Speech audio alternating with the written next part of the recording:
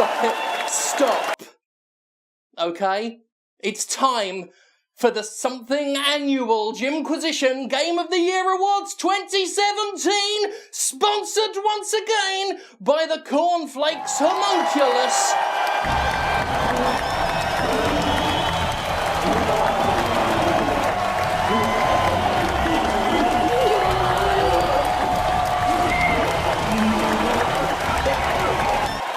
Friends and lovers, it's been a year of ups and downs, a lot of downs, but we're not here to talk about the downs this week, we're here to talk about the ups. And there have been some fantastic games that have come out. Sony have done really well, Microsoft, and Nintendo had the Nintendo Switch, which included such magnificent games as Super Mario Odyssey, Splatoon 2, and of course, who could forget Super Mario Kart 8 Deluxe. So let's, without further ado, get cracking with the Jimquisition Game of the Year Awards 2017.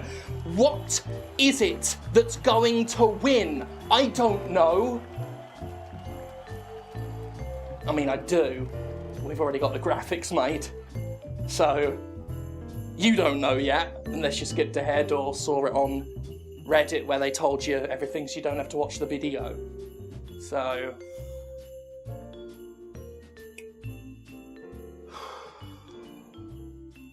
I don't even know if we got the rights to use the footage we used for the intro.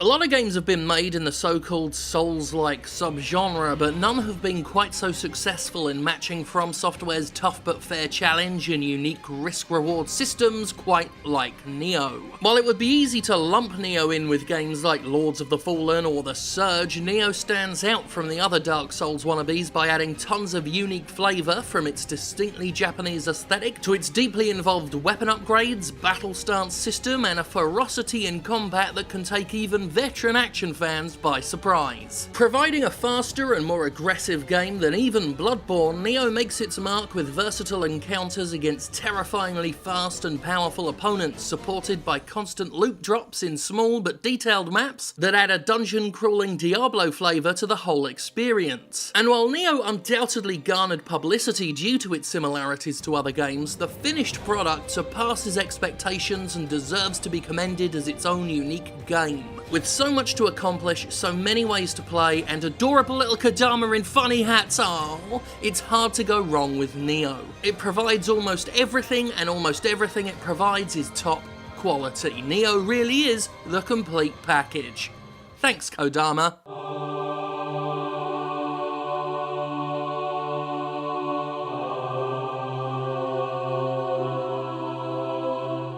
The Sexy Brutale flew under a lot of radars this year, and it's tragic because it's truly one of the best games I have ever played. A story-driven puzzle adventure littered with dark humour, great character designs, and an astounding soundtrack, The Sexy Brutale is about saving murder victims by rewinding time and working out not who killed them, but how they were killed. The main constraint, however, is that players need to save the victims indirectly. They cannot share rooms with other characters, so must observe NPCs from a distance, learn their movement patterns, and work out where, when, and how to intervene. And oh my, is the end result a thing of genius. The murders themselves are both ghastly and beautiful, while the Groundhog Day method of scuppering them leads to an impressive number of clever solutions. Piled on top of all that, the story itself is captivating, the characters intriguing, and the atmosphere of the eponymous Sexy Brutale casino brims with personality. An unsung classic, criminally overlooked, and easily one of 2017's finest video games. Now I see through you as though you're made of glass.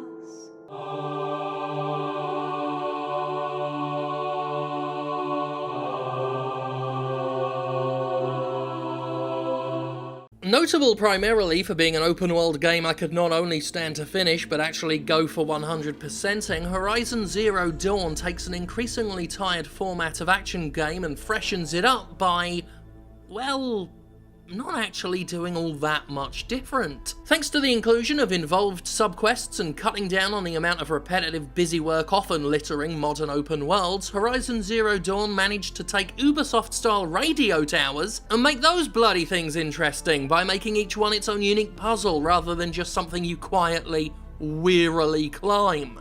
Horizon asks the often asked question, what if Monster Hunter was robots and also Pixar's Brave a little bit? The answer is an engrossing game about firing arrows into robot dinosaurs so you can shoot the robot dinosaurs' guns off and then use the robot dinosaurs' guns to shoot the robot dinosaur loads.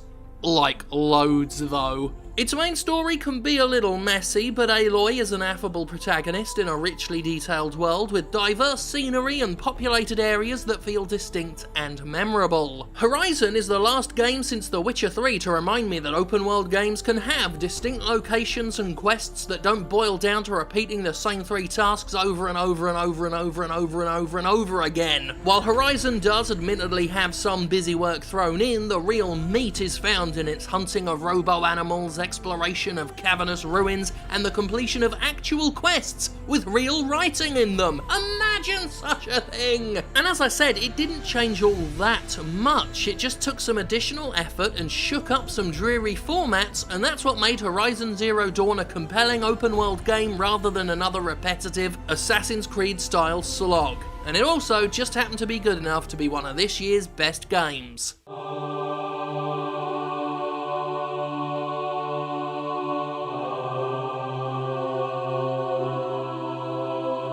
What Remains of Edith Finch is a beautiful, story-driven game, and one that proves the often derided walking simulator style can be about more than simply holding a camera in place while other people have more interesting things to do. I'm looking at you, the Chinese room. In Edith Finch, you're actually part of the story, not just wandering around to stare at a story unfolding. While player interaction is still limited, the anthology format with which Finch's tales are told, as well as unique activities and sometimes entire artistic shifts, keeps the game feeling fresh and interactively gripping even when you're just moving a character forwards. You're gonna turn into animals, you're gonna chop fish, you're gonna be part of a creepshow style comic book. There's a lot that happens in Edith Finch. Every story has its own special atmosphere, ranging from the light-hearted to the hauntingly tragic as it details the fate of the Finch family members. It's wonderfully written too, with an overarching story that certainly kept me hooked from beginning to end. What Remains of Edith Finch experiments with what interactive fiction can be and focuses on the interactive part just as much as the fiction, something a lot of interactive fiction developers forget. This leads to a game that not only has a story to tell, but also says a lot about what so-called walking simulators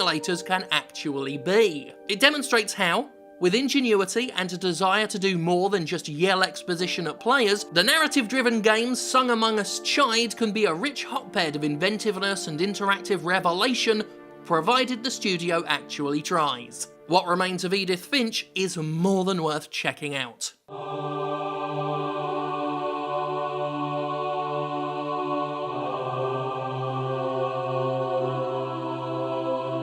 It should come as no surprise that Super Mario Odyssey made the cut. In a year that saw Nintendo impress the living tits off me with the Switch's success, Super Mario Odyssey is, itself, a masterwork of a game. Weird in the most wonderful of ways, Odyssey's central conceit of using a living hat to possess various animals and enemies is used with such inventiveness and variety, it's hard not to be constantly surprised by what the game can do. A shamelessly rewarding game, Odyssey loves to shower players with progress-boosting moons for doing everything from the mundane to the bizarre. Should you ever find yourself wondering if performing a certain action will have some unique result, chances are damn good Nintendo thought the same thing first and included a response to the inquisitive player's behaviour. That sort of preemptive game design is so rare but so worthy of applause when it's done this damn well. I've been singing the game's praises so much this year, people have accused me of sleeping with my copy, but sod it, this is a game deserving of such praise, and besides which I downloaded it so I couldn't even fuck it if I wanted to, which I don't. I mean, I'd give it a hand job. Every kingdom Mario visits is bursting with personality and contains more puzzles, challenges, and tricks than you could possibly imagine. Density is a word that belongs in the Super Mario Odyssey discussion, given just how packed with stuff every single world is, and it's meaningful, enjoyable stuff as well, not guff Not fluff, but quality stuff. Just New Donk City on its own is an absolute triumph of game design, to say nothing of the other worlds, challenge levels, and secret places waiting to be conquered. In a year that saw many quality contenders appear on the Switch, Super Mario Odyssey stands head and shoulders above the rest of the system's first-year library. The attention to detail, the intricate map design, the shocking versatility of Mario's living hat Cappy, it all conspires to create not just one of the best games of the year, but one of the best games.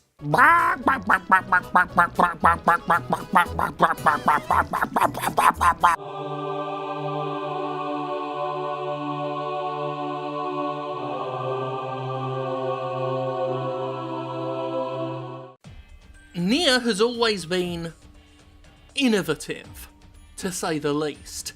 Playing around with the very premise of video games and breaking the fourth wall more times than Hideo Kojima in a glass house. Until Nier Automata, however, it was a series I could always respect, but not necessarily love. Well, I've got no problem stating for the record that I fucking love Nier Automata, a video game that breaks down video games while offering philosophical arguments and bizarre plot points that make sense in context, for the most part anyway. There are 26 endings, 5 of which are mandatory when grasping the full scope of the story. If that sounds like a lot of time spent replaying a game, you may be surprised. Automata goes beyond simply repeating itself with extra features. Subsequent playthroughs change things in ways I simply wouldn't want to describe for fear of ruination. Yoko Taro once again shakes up the concept of what games can be while going into uncomfortable existential crises and taking an often sorrowful look at what it means to be alive.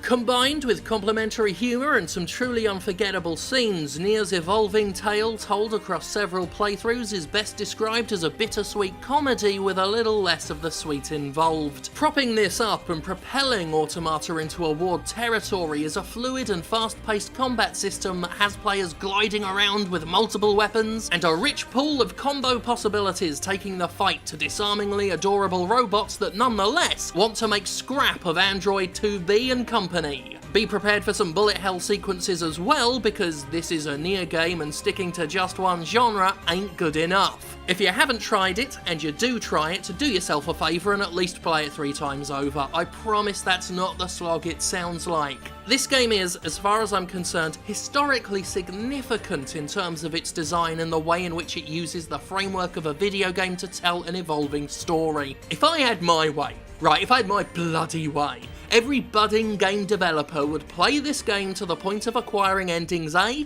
B, C, D, and E before acquiescing to its final twist of a request. Few games are able to showcase the power of the medium like Nier Automata, and that's how you say it, Automata. If history forgets this game, then fuck history.